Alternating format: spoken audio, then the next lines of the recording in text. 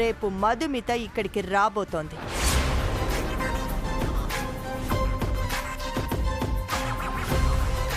మధుమిత ఇక్కడికి వస్తోందా? ఎలా మహా? నేను రప్పిస్తున్నాను, తనొస్తోంది. అలా ఎలా మేనేజ్ చేసావు మహా? That is Mahalakshmi. మధుమిత మన ఇంటికి వస్తుందా వదినా? మీరు పిలిచారా?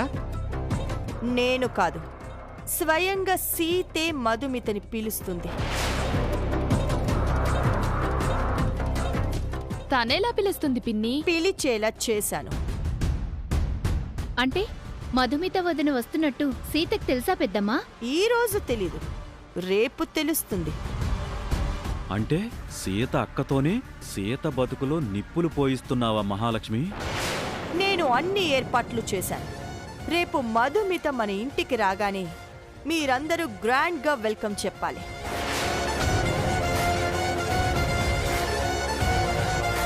మధుమిత మతిపోయేలా మర్యాదలు చెయ్యాలి. ఎంతలా అంటే అనవసరంగా ఈ ఇంటి కోడలయ్యే ఛాన్స్ని మిస్ చేసుకున్నాను అని మధుమిత బాధపడే అంత. రామ్ని పెళ్లి చేసుకోనుంటే బావుండేది అని మధుమిత ఆశపడే అంతలా మన ట్రీట్మెంట్ ఉండాలి. ఈ ఇంటి వైపు రామ్ వైపు మధుమిత మనసు మారిపోవాలి. ఎంత పెద్ద కుట్ర చేస్తున్నావు మహాలక్ష్మి? ఒకేసారి ఇద్దరు ఆడపిల్లల జీవితాలతో ఆడుకుంటున్నావా?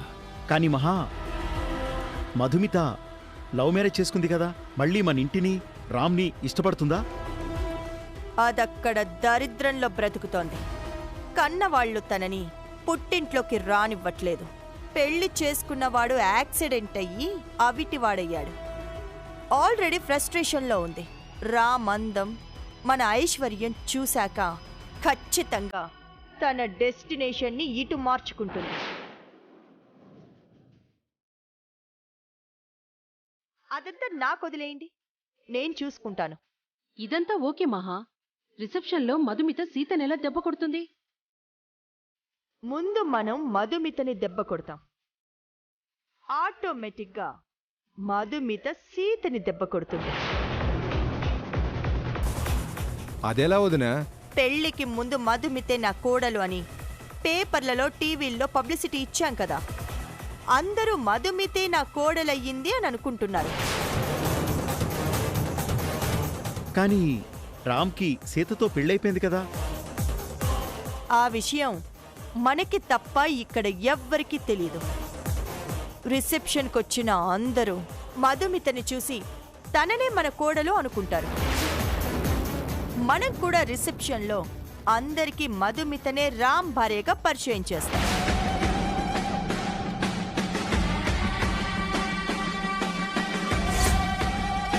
మహాలక్ష్మి, బాంబుల మీద బాంబులు పేలుస్తున్నావేంటి?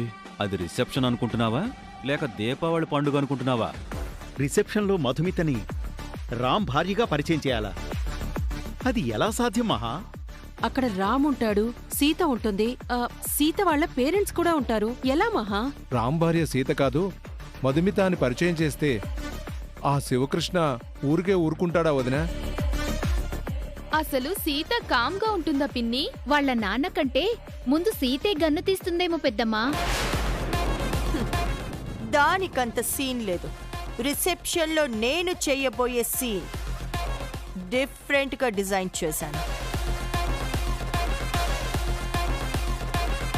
మధుమితని ఇక్కడికి రప్పించడం, మర్యాదలు చేయడం, ఈ ఇంటిపై రాంపై ఆశని పుట్టించడం ప్లాన్ ఏ అయితే, రిసెప్షన్లో మధుమితని రామ్ భార్యగా అందరికీ పరిచయం చేయడం ప్లాన్ బి. అది ఎలా చేయాలో రిసెప్షన్కి ముందు చెప్తాను.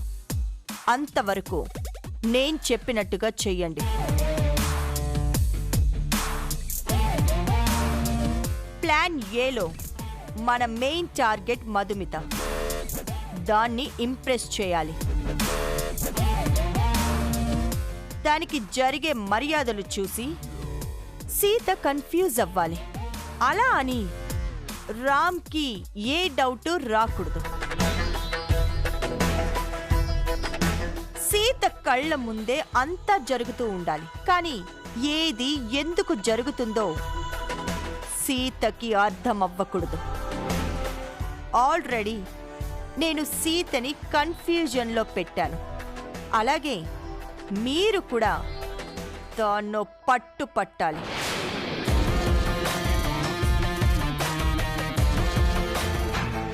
ఇది మన ప్లాన్ ఆఫ్ యాక్షన్.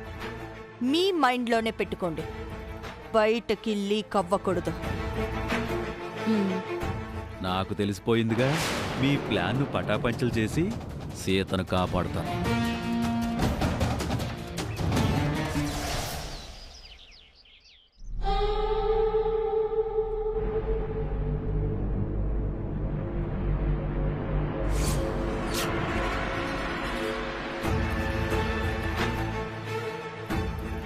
మధు నొప్పించి హైదరాబాద్కి తీసుకెళ్ళాలి. మహాలక్ష్మి మేడం ఇచ్చే కానుకల్ని తెచ్చుకోవాలి.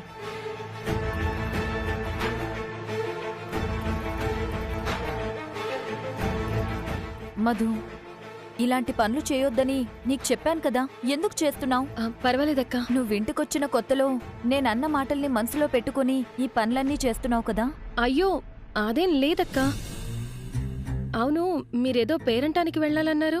ఏం పేరెంటో ఏమోనమ్మా, నువ్వు మీ ఇంటికెళ్తేనే అవమానం. నేను ఈ ఊళ్ళో ఏ ఇంటికెళ్ళినా అవమానమే జరుగుతుంది. ఎందుకక్క? నువ్వేం చేసావని? ఏ జన్మలో ఏం పాపం చేశాను? మాకు పెళ్ళై 10 సంవత్సరాలైంది, ఇంకా పిల్లలు లేరు. చుట్టుపక్కల వారు నా గురించి నానా రకాల మాటలంటున్నారు. నన్ను ఏ శుభకార్యానికి పిలవరు, పిలిచినా అది ఇది అని చెప్పి అవమానిస్తారు. చిన్నపిల్లలెవ్వరినీ నన్ను ఎత్తుకోనివ్వరు.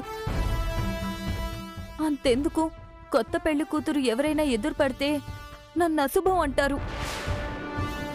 ఎంత బాధగా ఉంటుందో తెలుసా?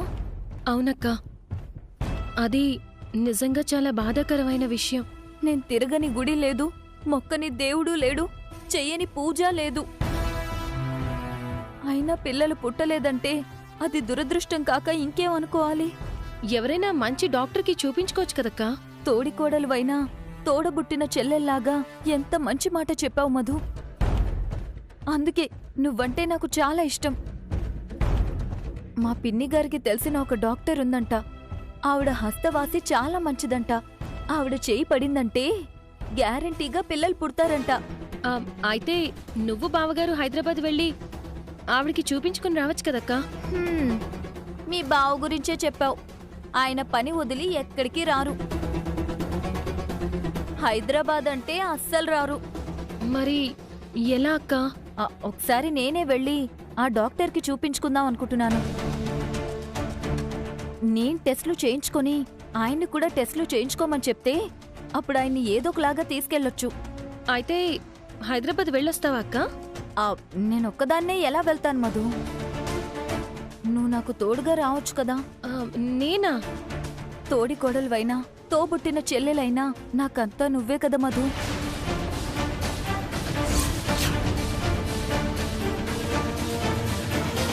ఈ అక్కని అమ్మని చేయలేవా? నాకు తోడుగా హైదరాబాద్కి రాలేవా? అది కాదక్క. నాకు పాప పుడితే నీ పేరే పెట్టుకుంటాను మధు. ఇవి చేతులు కావు, కాళ్ళనుకో. ప్లీజ్ మధు. అయ్యో అక్క, ఏంటక్క ఇది? మనం హైదరాబాద్ ఎప్పుడు వెళ్ళాలి? ఈ రోజు రాత్రికి బయలుదేరతాం. ఈ రాత్రికా?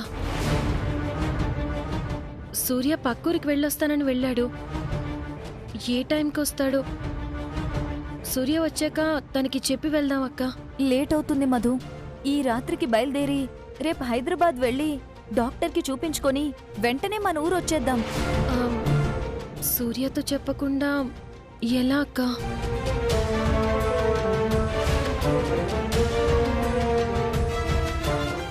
అదిగో మీ బావగారు వస్తున్నారు. ఆయనతో సూర్యకి చెప్పిద్దాం.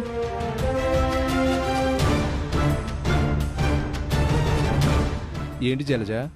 నేను చెప్తే ఏంటి అంటారు, నువ్వు చెప్పు మధు. అక్క, నేను ఈరోజు హైదరాబాద్ వెళ్ళాలనుకుంటున్నాం బావగారు.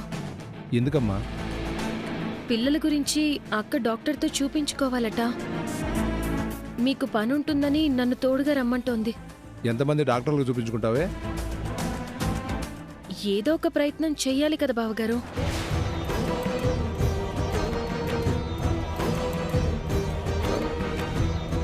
నాకైతే నమ్మకం లేదమ్మా, కానీ నువ్వు చెప్తున్నావు కాబట్టి ఓకే అంటున్నాను. ఈ విషయం సూర్యకి చెప్పారా? లేదండి, సూర్య పక్కూరికెళ్ళాడు. ఆ ఊళ్ళో సరిగ్గా ఫోన్లు పనిచేయవు కదా. వచ్చాక మీరే సూర్యకి చెప్పండి. సరే, చెప్తాను. మీరు జాగ్రత్తగా వెళ్ళి రావాలి. క్షేమంగా వెళ్ళి మంచి వార్తతో వస్తాం. మధు, నువ్వు త్వరగా రెడీ అవ్వు, బయలుదేరదాం. మ్మ్.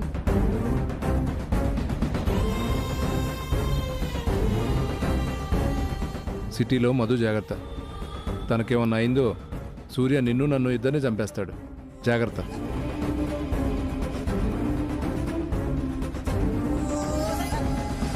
సిటీలో మధుకేం కాదు, మహాలక్ష్మి మేడం గారి కోడలవుతుందంతే. మేడం గారు, మీ కాబోయే కోడల్ని తీసుకొస్తున్నాను.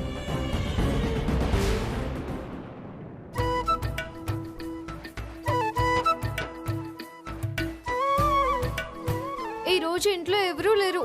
నన్ను ఒంటరిగా వదిలేసి అందరూ బయటికి వెళ్లారు. ఆఖరికి పని మనిషి రాజ్యం, వాచ్మాన్ సాంబ కూడా సెలవు పెట్టాడు. ఇంటి పనులు, వంట పనులు, ఈ తోట పనులు అన్నీ నేనే చేయాలి. చకచక చేసేస్తాను. ఆడుతూ పాడుతూ పని చేస్తుంటే అలుపు సులుపు ఉండదు. అమ్మా, ఎవరు? కొంచెం మంచినీళ్ళు ఇస్తారా? దాహంగా ఉంది. ఇలారా. ఆ,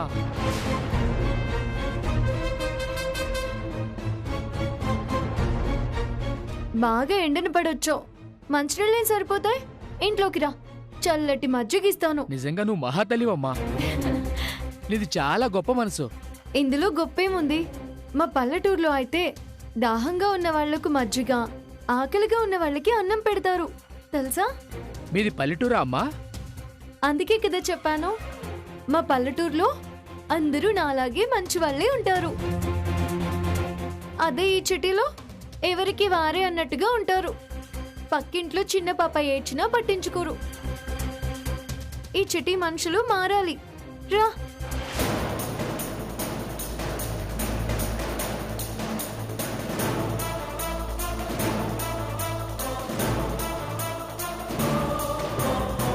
నువ్వు కూర్చోన్నా, చల్లగా మజ్జిగ తీసుకొస్తాను. ఇంట్లో ఎవరూ లేరా అమ్మా? అందరూ బయటికి వెళ్లారు. నేను ఒక్కదాన్నే ఉన్నాను. ఆకలిగా ఉంటే చెప్పు, అన్నం కూడా పెడతాను.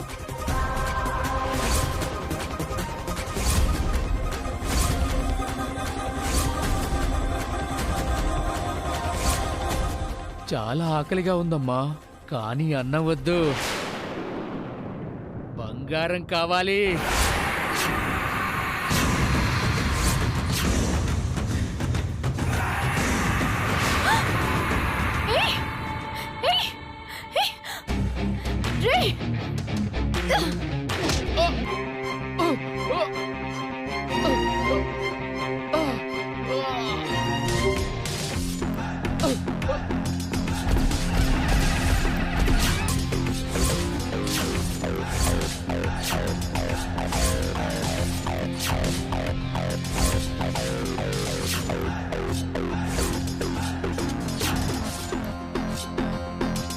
దొంగ వెదవా, దాహంగా ఉందమ్మా అంటే చల్లటి మజ్జిగిద్దామనుకున్నాను.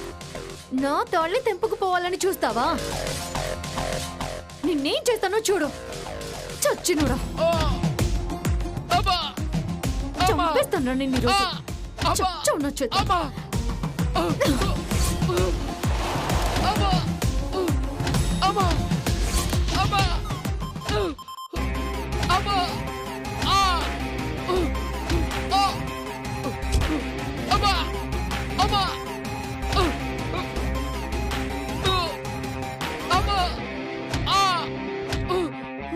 చావురా.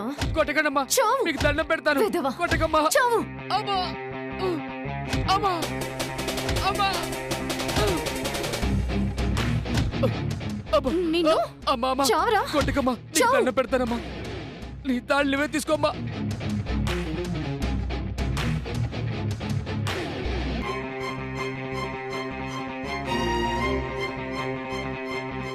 నా పేరు సీత. మంచిగా ఉంటే ప్రాణం ఇస్తాను, మోసం చేస్తే ప్రాణం తీస్తాను. మళ్ళీ ఇంటి వైపుకి వచ్చావంటే అమ్మో జన్మలో రానమ్మో.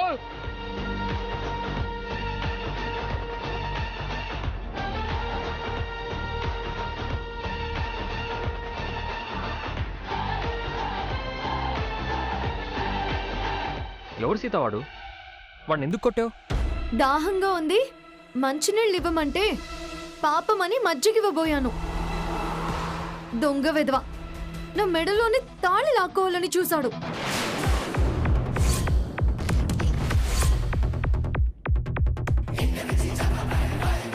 బాగా బడిత పూజ చేసి పంపించాను.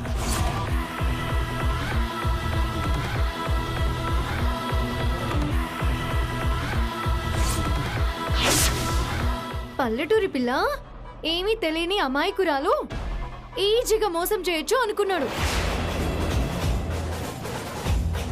నాతో మంచినీళ్ళు అడిగి ఇంట్లోకొచ్చాడు. ఆకలిగా ఉంటే అన్నం కూడా పెడతాను అని చెప్పాను. దొంగ బుద్ధి చూపించి అన్నం తినకుండా తన్నులు తిని వెళ్ళాడు.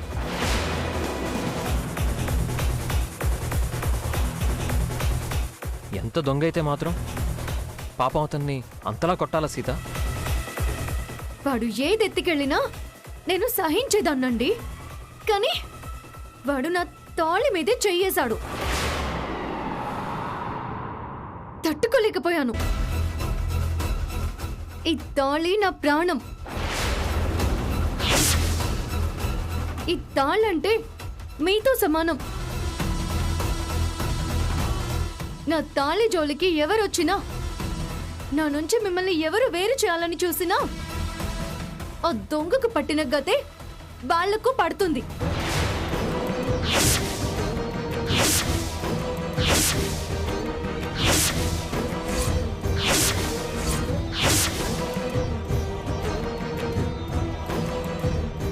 నాతో మంచిగా ఉంటే నేను మంచిగా ఉంటాను. మంచితనంతో నన్ను మోసం చేయాలని చూస్తే ఈ సీత శివంగైపోతుంది.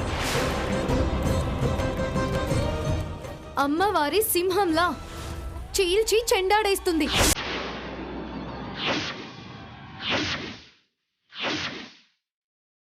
ఈ తాళి నాకు శ్రీరామ రక్ష, తాళికి నేను రక్ష.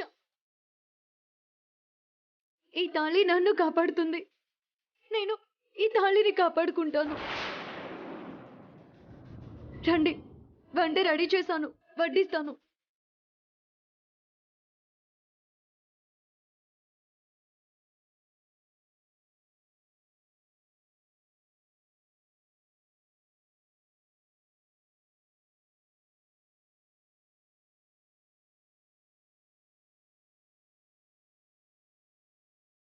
ఆ సీత ఆ దొంగకు వార్నింగ్ ఇచ్చిందా లేక మనకు వార్నింగ్ ఇచ్చిందా మహా?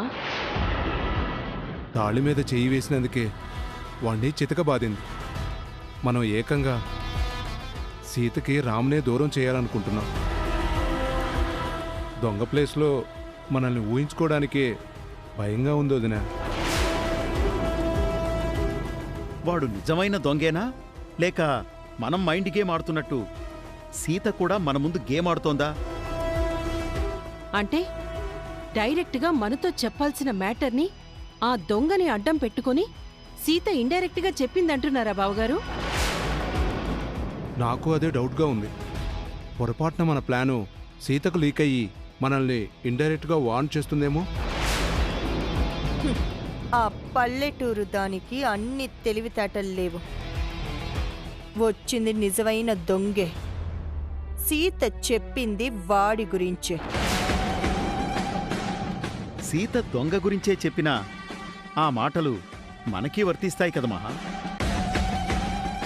తన తాళి జోలికి వెళ్తేనే ఊరుకోని సీత రేపు మనం రామ్ జోలికి వెళ్తే ఊరుకుంటుందా? రామ్ పక్కన సీతను తప్పించి ఆ మధుమితను తీసుకురావాలనుకుంటున్నాం. ఏ చిన్న తేడా వచ్చినా సీతతో చాలా కష్టం మహా. సీతని ఈ రెండో యాంగిల్లో చూస్తుంటే భయమేస్తుంది వదిన. వాడు దొంగ కాబట్టి దుడ్డు కర్రతో కొట్టి వదిలేసింది. అదే మనల్ని అయితే మీ గను తీసుకొని షూట్ చేసి పారేస్తుందేమో. మనం సీతని చాలా తక్కువ అంచనా వేస్తున్నామేమో మహా.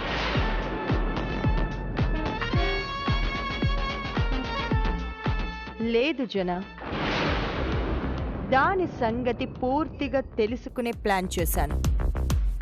సీత నిజంగా శివంగే, కానీ ఎంత సింహమైనా ఒక్కసారి వలలో పడ్డాక ఏమీ చేయలేదు. రిసెప్షన్లో సీత పరిస్థితి కూడా అలాగే ఉంటుంది. సీత చుట్టూ మనం బిగిస్తున్న ఉచ్చు పద్మవ్యూహం లాంటిది. అందులో నుంచి బయటపడటం సీత తరం కాదు. దాన్ని ఎక్కువగా ఊహించుకొని భయపడకండి. అది మనకు సింహం కాదు.